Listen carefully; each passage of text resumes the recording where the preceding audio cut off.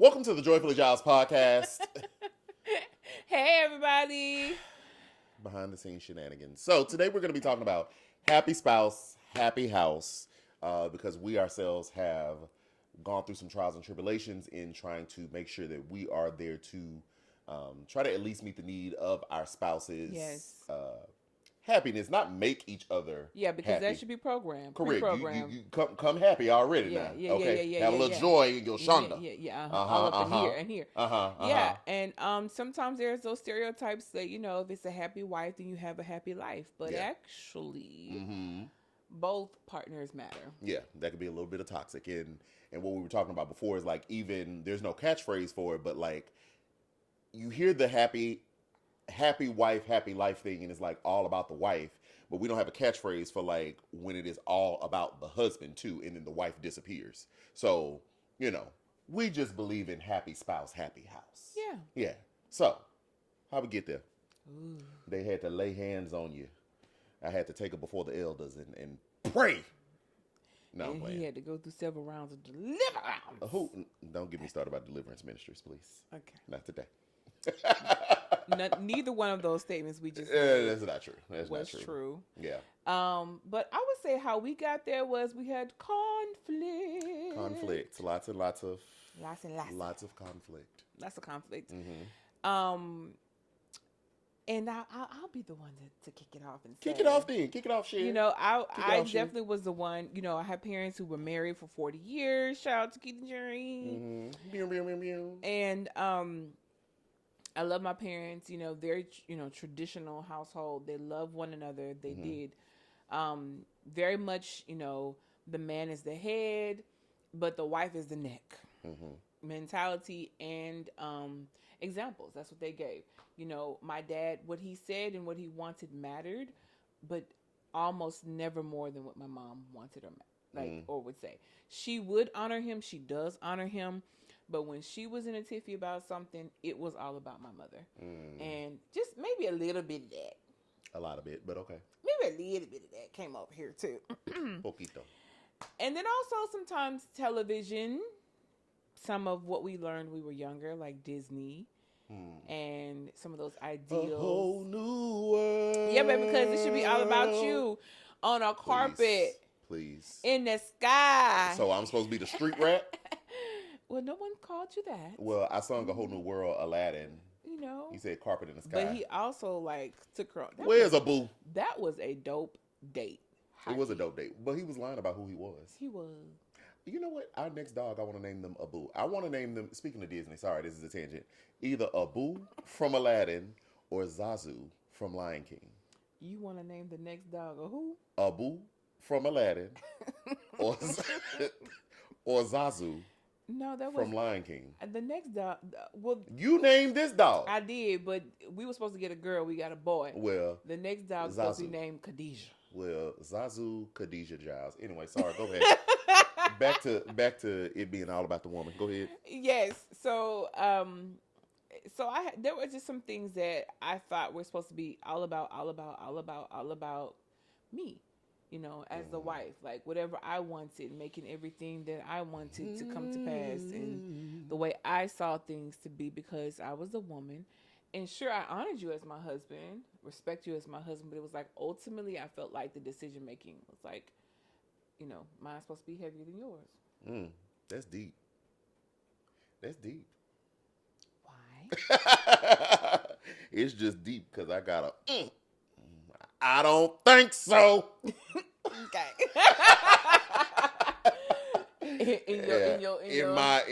in my knowing, as you say, in my knowing. So I don't think so. So also, Quentin and I are both the oldest. So we can be very strongly opinionated about literally anything, the smallest or the biggest thing. So, but can you talk about how we got to what I would call like a breaking point with things maybe going my way, and then finally? I think when I recognized, I think we got there. One of the ways in which we got there is I went to therapy. So I went to therapy first, and in that my first therapist, because I have a different one now, but my first one really helped me understand excuse me, that I was having difficulty adjusting for one, and I was having anxiety and difficulty for adjusting because my life just looked radically different. We talked about that on the How We Met podcast, the one before this one, and just going from single, huh? You okay? Yeah, I'm fine. Okay. Yeah, thank you, though. Okay. Just going from single to married to immediately pregnant, all of that, and then having an ideology or a framework that because I'm the husband, I'm supposed to like serve. Like, when we're in a Christian context, and it's like, okay, husband, love your wives as Christ loved the church, and then you hear like, okay, well, what did Christ do? He taught the church, he rebuked the church, he died for the church, all these things. So it's like you kind of have this ideology that you're supposed to give, which you are. Well, maybe it was more of an ideology of giving rather than serving, which is a whole nother conversation. Yes, it is. But I had an ideology of give, and I looked up and I felt like I was giving all of me to you and your thoughts, your emotions, and even like the things you wanted to do. And then I was getting like lost in the sauce. Even though I think on the outside looking in, and to a certain, but it didn't, I don't say that to say like I didn't get anything I wanted, but I think to the outside looking in, it probably looked like I got more than you. Like we did what I wanted to do. And maybe sure in like large decision wise type of stuff. But I really do feel like that first year, like I lost myself in being a husband and what it was supposed to look like. So going to therapy and like realizing like I don't like some of this stuff that we doing. I'm not a fan. I don't agree, or that I'm not speaking up about things that I don't like, do like, things that hurt my feelings, things that didn't, things that I feel uneasy about because I had already predetermined that you were going to either feel away or say something, and I decided what you were already going to do, so I would just never bring it up. And so once I got to the space of like, all right, no, once I learned the tools in therapy on how to communicate it and began to communicate it, then I think we got more to a happy spouse, happy house situation, because honestly, I stopped caring about how you were going to receive what I was saying. Caveat, that didn't mean I was blowing your head off and saying, well, I don't care what you think or I don't care what you're going to say. It's just, I was nervous. I think because we had gone through so many conflicts in the beginning because of the way in which I used to speak, a lot harder than what you are used to receiving. I would say something and you would like be a puddle on the floor. And so it's like, well, dang, I can't even say nothing without her whole face being cracked. So I just stopped saying it. And also not realizing that the manner in which you were talking it was hard. It was hard. And yes, and I acknowledge that it was hard. That was just the way I talk. I was accustomed to talking. Me and my friends talk like that. Me and my family talk like that. I didn't see it as an issue until it became an issue for you. But then I went to the other extreme of like not saying anything because I'm like, well, shoot, every time I open my mouth, she's a puddle on the floor. So, okay. But once I got to a space of like, okay, learning how to communicate the things differently so that I'm not necessarily taking your head off when I'm saying how I feel. And then at that point, not feeling responsible for how you choose to receive or dictate it, I think was freeing for me. Well, first of all, first things first, big ups to going to therapy, babe. Oh, yeah. I'm a therapist with a therapist. I love that for you. Yeah. I love that for us. Okay. And I can actually tangibly remember you having an updated language and tone to how you were talking to me after you went to therapy and got better perspective and understanding about why it was important to communicate in a way that I could understand you. Yes. And then on the other side of that, it was a challenge for me too, because now you were telling me how you felt in a way that I could receive it. So then I had to actually receive it. Hey. So I had to work through things being my way or ultimately being my way, with giving you now this space to say, okay, my husband is expressing his emotions, his feelings to me now. I love that for him. But now I have to actually process that information and consider the information. And then we come back and talk about it. And then make an ultimate decision together based off of the new data we have about the situation, which then of course comes into some compromise. Sometimes we don't have to compromise at all. Sometimes we found a way where everybody gets what they want. I love those. Yeah. I love it when everybody gets what they want. Yeah. It's great. Yeah. It's great. But I had to learn a couple things because I'm a but why person. I want to know the root of the issue. If she could, she'd be under the snow digging right now, digging for roots. So yeah, it's snowing in Houston right now. But yeah, I sometimes don't know when to cut off the conversation and just kind of let it be. I also learned to just that me not saying something after he has something that he's bringing to me doesn't mean that I'm not heard. And that was a big one for me. Oh, Father God. Yes. Me just letting him have his moment. Really? Me just sometimes letting him have his moment, especially depending on the topic. Now, it just depends on the topic.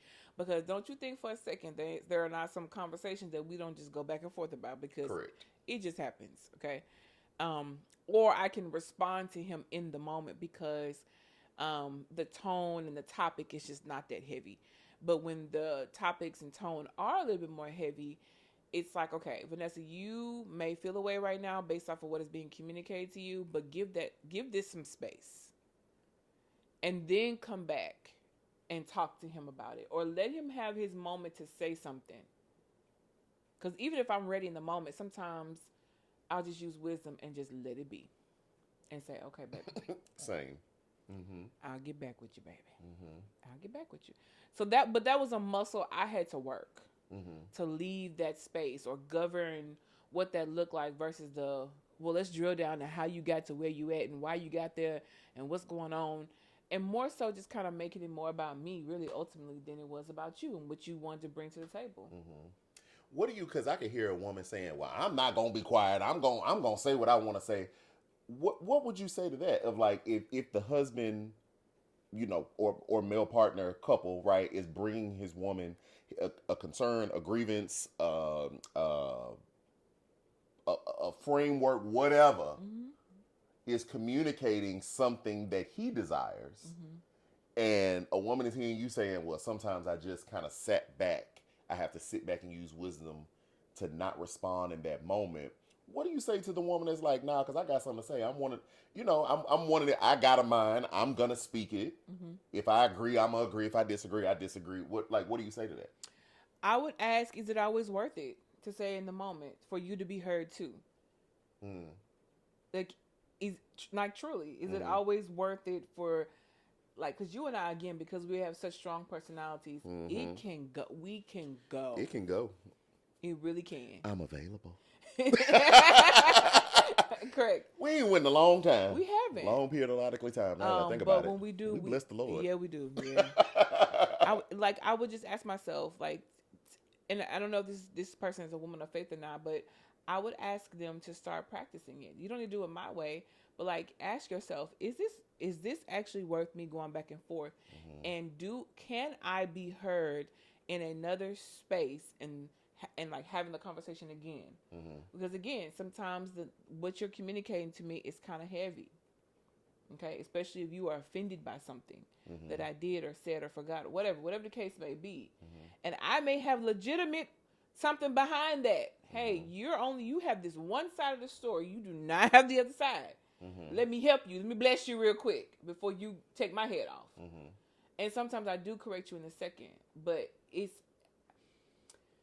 like, is it worth it for me to be quarrelsome with you right now in this moment? Hey, customer. Or is it more worth it to have peace and still come back and communicate to you? Hey, I bless you for being a peaceful wife. The Bible says. Are you a peaceful husband? I can be. Yeah, we duck in that bucket. No, let me stop. Yeah. Give me quarrelsome sometimes. We working on it. Pray for me. Pray for my church. So yeah, I would just ask. Don't be telling the people my business. I asked you that in confidence. Did you? No, not really. Oh, okay. I was like, what's the confident? Why is it? No. I don't think so, but okay. No, but I would just ask that person to ask themselves. I can't tell anybody what to do or how to be, but I love you enough, and I desire peace enough in our relationship to then self-examine myself to say, well, then if this is something my husband is now doing that's new, let me give him that space to, and then and not give into the lie that I won't be heard. Now, if it's a practice in that relationship where the other person is typically not heard, then sometimes, I don't know, maybe they need to go therapy too. I don't know.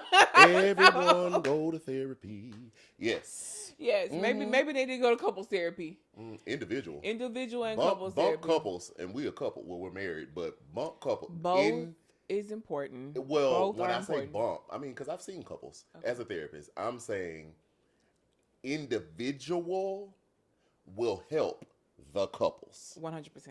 So I would caution just trying to jump into couples therapy, because we could put to me it's almost like a Band-Aid. It's like a Band-Aid on a huge sore if you're not getting the individual but going to the couple, because in the individual that space is dedicated and relegated to the one person, and we can work out whatever we need to work out with you, because if we work out some of this stuff with you, some of that couple stuff might just resolve. I would agree. Okay? I would actually, So, we can't that's what I'm prescribe you saying. anything. I don't have a DR to give you. We got life experience. But I can definitely say that getting individual therapy is been transformative for our marriage. Yes. Big up to my therapist if you ever see this. Shout out to mine too. Like, you know who you are. And we are changed people because of our therapist. So, and our marriage is also it's healthier. It's different. It's maybe that's why we ain't fought in a long time. Yeah, because we have tools that we're using. Now that I'm thinking about it, yeah. We use our toolkits. Yeah. But yeah. Yeah. So, so what would you now on the other side that coin, or if you will, or conversation? What would you say? To the man who feels like they can't ever get a word in. My gosh. And what would you suggest to the woman who feels like, well, if I don't get it in, I won't ever be heard? Yeah. Well, I'll say this before I even answer that. You were never the woman that I couldn't get a word in. So even in the example, just to lay that out, that's why I said we bless you for being a peaceful wife. You wasn't perfect, baby, but you're perfect for me. But we bless you. We bless you. But yeah, I think for the man who feels like he can't never get a word in, that's tough. That's tough, because if she don't let him get a word in, what we gonna do? What we gonna do? But I would say, one, definitely, we already said go to therapy, but like try to communicate in a way that your partner can hear you. And so one of the things that I try to practice now, I don't always get it right, but I try to practice now is remembering, do I want to be heard by you, or do I just want to say what I want to say?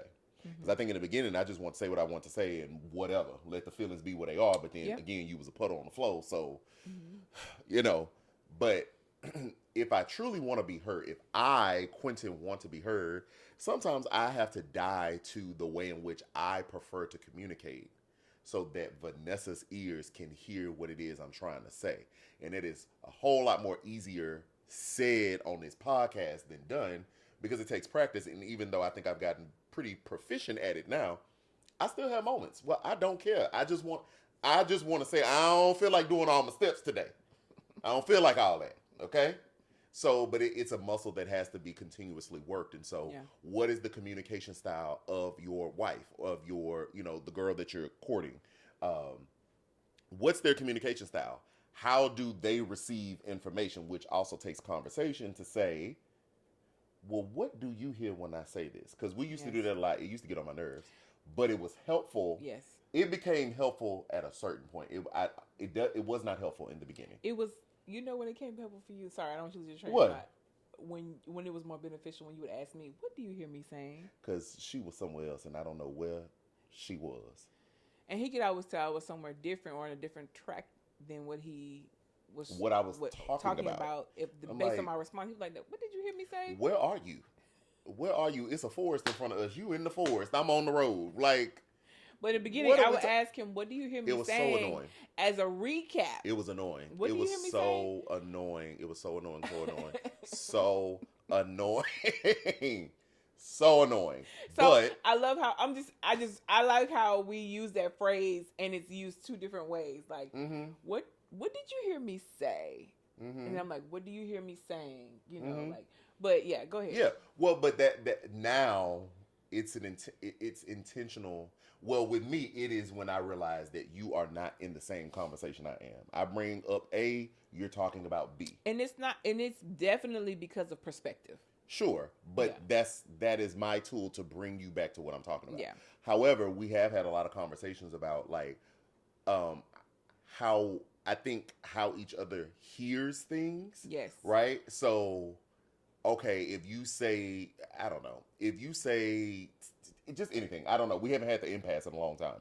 But if you say something that even triggers me in a certain way, I'm like, okay, when you put your subject verb agreement together in this sentence, the way you put that thing together, I don't like that. I don't like that. I don't like that. Some of them words, some of them ought tos and you should and you better. I have a problem with that. I don't do ought tos and should. I don't do directives. You don't do directives? I pass them out every day. Every day. Got my baby passing them out. I don't do directives. So if you talk to me in directive language, I'm going to automatically be on guard and come back and press up against you. Now, is there something that I can also work out? And maybe. But if I'm just being honest about where I am right now, that's how I hear it. So when you really don't use it like that. You really don't talk in directives, actually, in quite some time. So I'm able to hear you. But if you talk to me in directives, I'm going to be ready. It's like it's an automatic trigger for him. Oh, I'm ready to go. To be ready. I'm ready to go. The 45 is loaded. Okay? But in the same way, I understand how you receive information, right? I've asked you enough questions to hear how you hear certain words and certain phrases. So if I'm trying to communicate something to you, then I try to practice hearing it in a way I know you're going to be able to receive it, because I'm much more interested in being heard than just saying what I have to say. Yes. So that's what I would say to the guy that feels like he can't get a word in. Figure out, if it's worth it to you, figure out how your wife, I'm going to say wife. How your wife receives that information. That's what I would think. And then you asked me something about the woman, but I can't really remember. And B was, what would you suggest to the woman who feels like, well, if I don't say it now, like, that's my window, that's my moment, I can't miss it. I would actually piggyback what you already said. You got to use wisdom in some stuff, in some instances, and vice versa, because there's some stuff that you'll say to me, and I just have to let it ride in that moment, because I'm like, it's not an appropriate time for me to respond. I want to respond. I always have a response. Yes, we know. We know. Hello. All right. I have a brain. I use it, but unapologetic about it. Well, I'm very learned, very educated, very demure, very mindful. Anyway, so just being wise about when you can say that, but then, and when things are cooler, maybe try to have a conversation with your husband, with your boyfriend about, like, I don't feel like I can get a word in, or that I'm not heard when X, Y, and Z. But it's still not as simple as that, because, quiet as kept, you felt like that at a certain time. Yeah. Like that you weren't heard, that I wasn't hearing you. And so I think it goes back to figuring out each other's communication style and being interested in each other's communication style, so that you are heard and not just saying whatever it is you want to say. Yeah, and I think two things hit my mind practically too that we begin to practice is that this was very difficult for us at one point. Sometimes it'll still slip up on you, but we would practice allowing one person to completely say everything they need to say. Oh, yes. without cutting them off. It's my turn, and you reserve the right to say, "Excuse me, Excuse me, I'm still talking. I just took a long pause, but I'm still talking.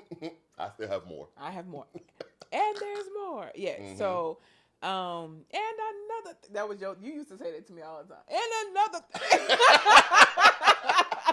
He would get riled up, and he would just have a thing after thing after thing, and because I wasn't saying it anymore. Because you'd be on a puddle. Well, it's because so everything would be bottled up. Yeah. And, so when it was time to pop the top, he had a list for me, and this. So, I would suggest practicing the pause button on your mic, cutting your mic off to let your partner, spouse, wife, husband talk. Let them get it out, and we still every now and again I think we did in this podcast at the beginning. I was about to cut you off, and I was like, no, never mind. Okay, it's a continuous practice to honor your spouse and let them be heard. Suggest and helped us as well is writing a letter. In the beginning, you would write a letter. Mm-hmm. You would write a note about something I may have brought to you, and you would write your response, or you would bring me what it is, the topic that you want to talk about, and then come back and ask me to discuss it with you. Mm-hmm. And especially if the topic was heavy, I think at the beginning that worked really well until we were able to build the rhythm of having heavy conversations real time, So just for some practical things, those are two tools that we use that were effective. Mm-hmm. And I think ultimately, like, the way in which we are able to communicate now guides to the happiness or the added happiness of each other, right? So if now I feel like I'm heard, or I can communicate and get what I need to get off, or get what I need to get out, and you can receive it, when it's time for you to come to tell me, well, you really want, like, we're decorating the house, you want the stuff and all this other stuff, whatever. Like, I feel like now I'm much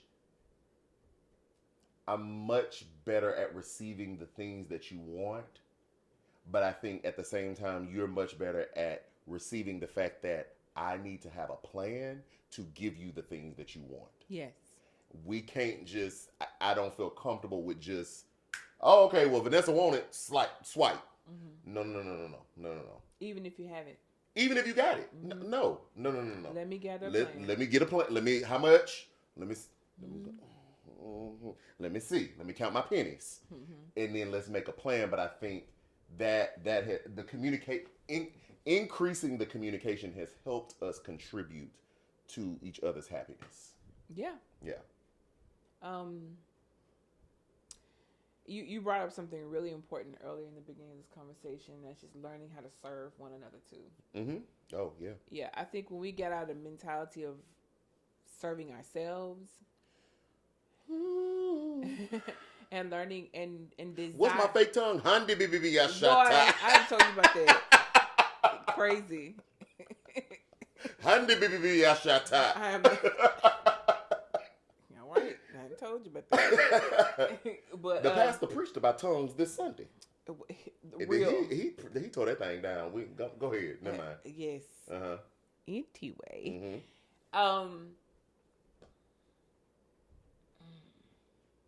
What was I saying? I forgot. Serving each other. Yeah. Serving each other.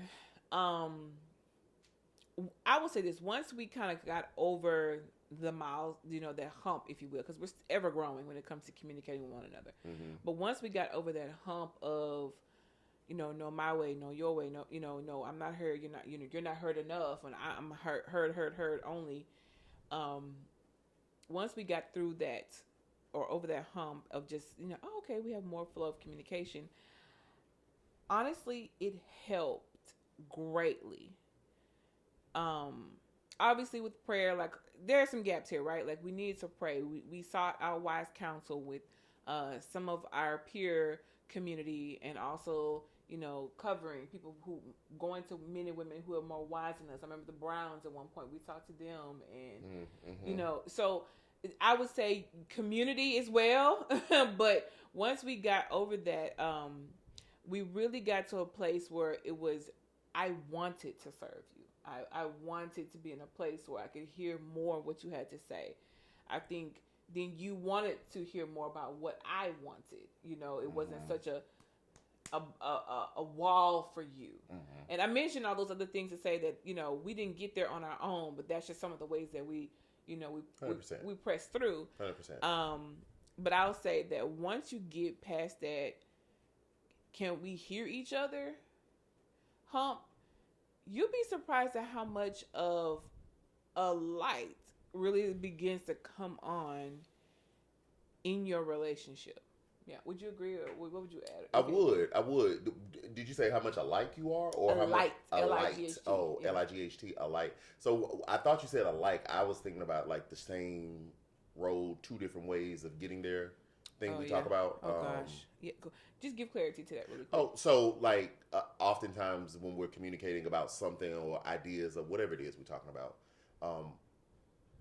not even a lot of times, just sometimes we find ourselves in impasses, but we really find out once we have dug through what it is that we're talking about that we are saying the same thing just differently. So the analogy that we use is we're on the same street, going to the same house. We just going about it two different ways. So whereas I may be running on the grass to the house, she's skateboarding on the sidewalk to the house, right? So just we're on the same street, two different the journey ways. Was different how we got here. Correct, but ultimately we are both headed towards the same thing or talking about the same thing. We just had two different vantage points. And sometimes we would get so hung up on how we got there that we wouldn't just settle at the fact that we got there. Well, sometimes how you got there is important, dear. Sometimes it is important. I'm saying we would get hung up. Though. Yeah, 100%. Because if your end result or intent, you know, no, it does matter how you. It matters how you get. Yeah, circles. I'm glad you circled that thing all around. No, it does matter. How you get matters. There. Yeah, you just don't need to get hung up there. Yeah.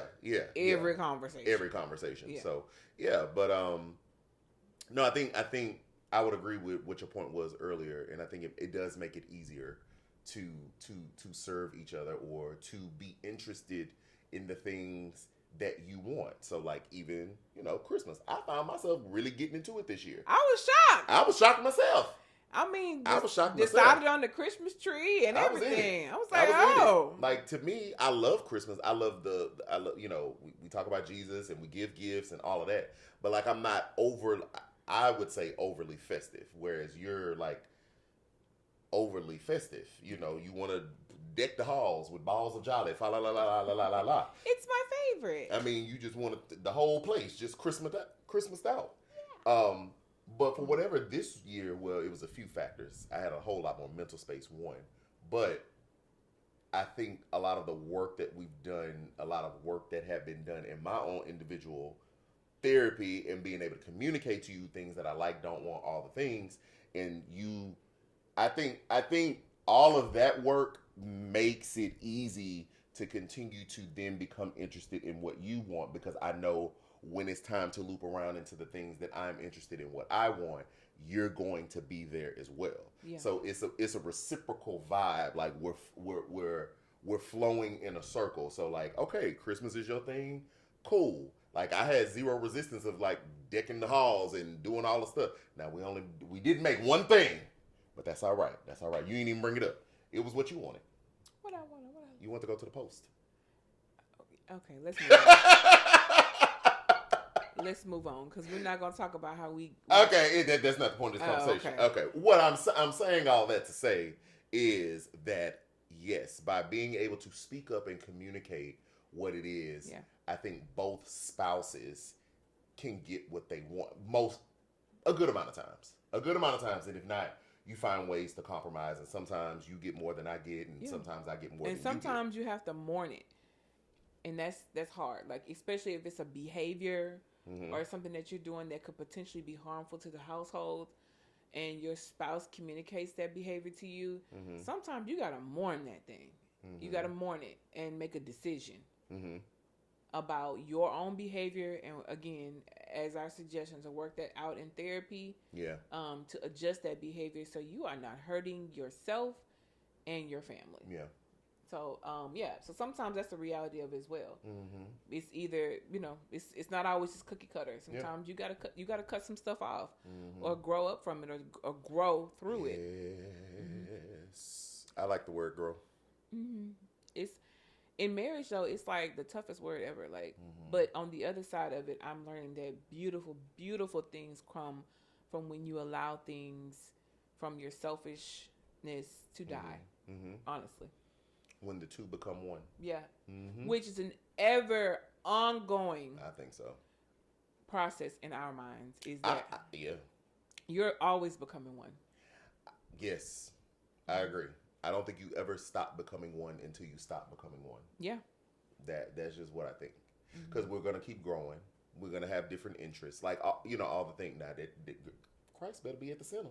He's at the center. Vanessa had scared me the other day. I didn't know what was happening. What did I say? You want me to say it? I don't know. You know what I'm talking about. Do I? Yeah. When I had to ask, now what you talking about? Oh, all right now. All right. I told him, you always check the fruit, baby. Don't check it. Context. I think you said something. You were talking to me about the frustrations of something, but I know you were talking about Christ, or were you talking about church, or you were talking about something, a certain frustration. No, you were talking about the world and like Christianity or something, but the way in which you said it, it made it sound like, or I heard it as you were frustrated with Christianity or done with the faith or something. And I was like, hold on, because we finna drag you before the elders. Oh, no, not up in here. That ain't what she was talking about. I misheard. He completely made that up. I misheard. I made what up? I don't know if I was talking about that, Quentin. When was the last time? Talking about what? I got frustrated with Christianity in the world. What? You were talking about something. You don't remember what I'm talking about? Not really. We just talked about it. We literally just talked about it, and you were about to say you told me to check the fruit, and you don't remember. You said something, and I heard it wrong. Yeah, you did, and I was like, "Yeah, I heard it wrong." I reiterate. I can't remember. Anyway, whatever. The groundwork is he heard something wrong that piqued his mind. Was like, okay, hold on, I need clarity about that now. Yeah, immediately. And I was like, oh, you heard me wrong. This is what I said. This is the word. I think it was a word you heard me say wrong. I don't remember. Who knows? I was like, but baby, check the fruit. Yeah. I couldn't even be mad at him. Yeah. I wasn't offended enough. Check the fruits. Yeah, I don't know. It was like 2 weeks ago. I forget. I don't know how that even got here. I don't know how we got here anyway. Anyway, so let's round out and quit talking to the people. So, all in all. Final thoughts? Just happy spouse, happy house can look like whatever your home needs it to look like. Mm-hmm. What we've learned is that just making a healthy space for communication and change. Because it's one thing to ask someone to adjust their behavior and then not give them the space to actually change. Mm-hmm. And if they don't do it perfectly every single time after that, it doesn't make them. Mm-hmm. It doesn't make them a villain, or it doesn't make them like they didn't hear you. They mm-hmm. did. It's just now a new muscle, it's a new behavior they need to practice. Yeah. So I would just say implementing that helps both partners in the marriage mm-hmm. Continuously get to a place of happiness. Yeah. Enjoy. Mm-hmm. Because they're heard. Yeah. I guess in my closing thoughts would just be like, really for men, like you are valuable in this relationship as well. Not that whole high value man stuff. Not that.